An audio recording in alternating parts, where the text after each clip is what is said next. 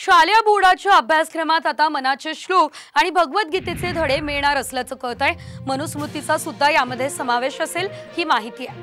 दलित संघटनांनी या निर्णयाला विरोध केलाय, तर मनुस्मृतीचा अभ्यासक्रम त्वरित मागे घ्यावा ही मागणी त्यांनी मुख्यमंत्र्यांकडे केली आहे। राष्ट्रीय शैक्षणिक धोरणानुसार राज्याचा शालेय अभ्यासक्रम आराखडा जाहीर झालाय।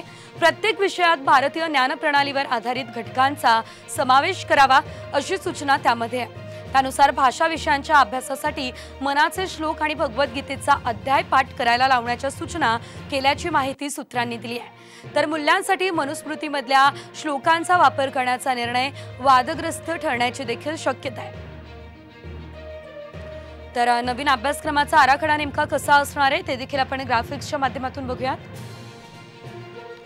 3री ते 5वी 1 ते 25 मनाचे श्लोक असतील। 6वी ते 8वी 26 ते 50 मनाचे श्लोक असतील। 9वी ते 12वी भगवद्गीतेतील 12वा अध्याय असेल। स्वभाव वृत्तीसाठी मनुस्मृतीमधले श्लोक शिकवले जातील। ऋषींची दिनचर्या आणि आहार या संदर्भात देखील शिकवले जाईल।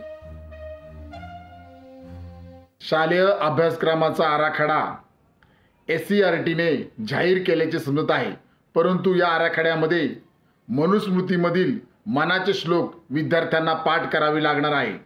हे अत्यंत चुकीचं आहे। महाराष्ट्र राज्याचे माननीय मुख्यमंत्री एकनाथ शिंदे साहेब, आम्ही आपणास Republican party of India Kharat पक्षातर्फे मागणी करत आहे की या अभ्यासक्रमामध्ये मनुस्मृतीमधील मनाचे श्लोक त्वरित मागे घ्यावेत।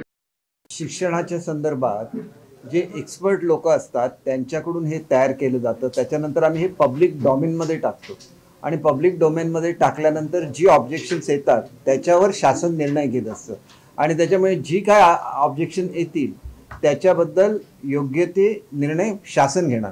त्यामुळे शासन निर्णय घेण्यापूर्वी अशी काही आरडाओरड करणं पूर्णपणे चुकीचे आहे।